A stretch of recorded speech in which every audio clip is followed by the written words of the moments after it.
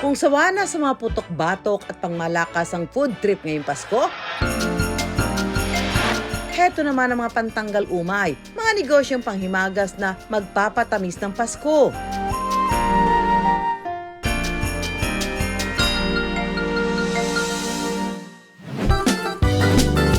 Sa bawat handa ang Pinoy, hindi mawawala ang matatamis at makukulay na kakanin.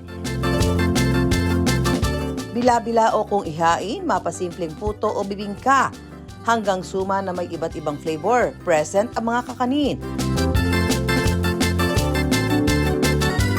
Para di mabitin sa paisa-isang kakaning nakahain, ang Pinoy Pride na pagkain, may pa-buffet na rin. Craving satisfied talaga dahil sa negosyong kakanin buffet ni Joy. During that time kasi nandun na talaga yung vision ko na gusto ko ng kakanin for my wedding. Tinry ko lang, tinignan ko lang. And may nakita naman ako mga kagaya ko na mahilig sa kakanin, na mga brides na binubook kami. Sa puhunang 2,000 pisong down payment ng kanyang kliyente, nagtuloy-tuloy na raw ang kakanin buffet business ni Joy. Pero naalala ko talaga, yung unang-unang package namin na kakanin buffet is 2.5 lang. Kasi hindi ko na-compute na kailangan pala may sariling staff, kailangan pala may sarili kaming setup. Before kasi humihiram pa kami ng table sa catering. Tapos humihiram lang din kami ng mga flowers. Talagang nag-start talaga kami from scratch. Bukod sa puto, pichi-pichi, sapin-sapin at kutsinta, bestseller din daw ang kanilang mahablangka, kasaba cake at kalamay ube. Dahil simbolo ang kakaninang matibay na bonding, maraming kliyente si Joy lalo na kapag kasalo o espesyal na okasyon gaya ng Pasko, una sa listahan ng handa ang kakanin. Umaabot sa 20 to 30 bookings ang kanilang nakikiter kada buwan. Kumikita na rin ang kakanin buffet business si Joy ng 5 to 6 digits. 8,000 pesos nagsisimula ang presyo ng kakanin buffet package at pwede ring magpa-customize. Kung bitin pa sa tamis ng kakanin, nandyan din ang all-time present sa mga selebrasyon, ang cake. Pero ang cake na ito, hindi basta-basta. Ito ang Canafec Chocolate Pistachio Cake. Uy, bagong flavor yan! Noong nakaraang taon, naglaway ang netizens sa viral Dubai Chocolate. Pero ang presyo nito nakakalula. Nagkakahalaga lang naman ng higit 1,000 piso. Isa sa mga nabudol nito si Chef Cha na umorder ng tagi-isang box kada flavor. Ang total bill niya umabot lang naman ng 66,000 pesos. What? Ganun kamahal yung chocolate. So, that's the inspiration to, sige nga, gawa nga ako ng version ko. Gumawa si Cha ng chocolate pistachio donut, chocolate pistachio ice cream, at Canafec Chocolate Pistachio Cake. Nagkakahalaga ng 290 pesos ang donut at ice cream, habang 2,400 pesos naman ang cake. Mabibili ang mga ito sa kanilang cafe na may 5 branches na sa Metro Manila. Natikman ito ng ilang food vloggers. Grabe, ramdam na ramdam mo talaga yung pistachio ka-type dito. Literal, yung Dubai chocolate na cake. Na cake. At Pebrero ng taong ito, naging viral ang kanilang Canafec Chocolate Pistachio Cake.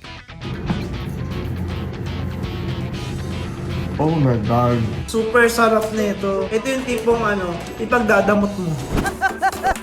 Pati si Tita Nova Villa na napadaan lang, napa-cha-cha-cha sa sarap. Ako naman sasabi masarap eh. Meron. Halina kayo. Kain na.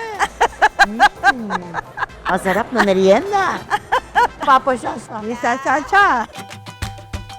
Mula na mag-viral ang Canafec Chocolate Pistachio Cake, umaabot na ng 6 digits ang kita nila kada buwan. Nakabili kami ng mga additional equipments para mas mapibilis yung production namin. Napaayos namin yung commissary namin. So yung earnings namin, inalaan ulit namin para mas maging mabuti pa yung operations namin. Solve na sa matatamis na panghimagas? Dito naman tayo sa refreshing na panulak. Diyos ko po! Diyos ko po! Mapapa-Diyos ko po talaga sa sarap ng real fruit juice. Bukod sa nakakapawi ito ng uhaw, nakagiginhawa rin daw ng buhay. Kumikita na rin po yung business ko ngayon ng 5 to 6 digits po. Depende po sa season. Ang 24 anyos na si Jal, hands-on sa kanyang negosyo. Lahat ng kanyang oras dito ngayon nakatuon. Nang mag-umpisa si Jai, mga Zumba dancer daw ang una niyang customers. 500 piso ang kanyang naging puhunan at ang una niyang flavor, buko juice. Bumili lang ako ng buko sa palengke and then yun po yung ginawa ko, 25 pieces. And then binenta ko lang po kinabukasan sa mga nagsusumba sa simbahan.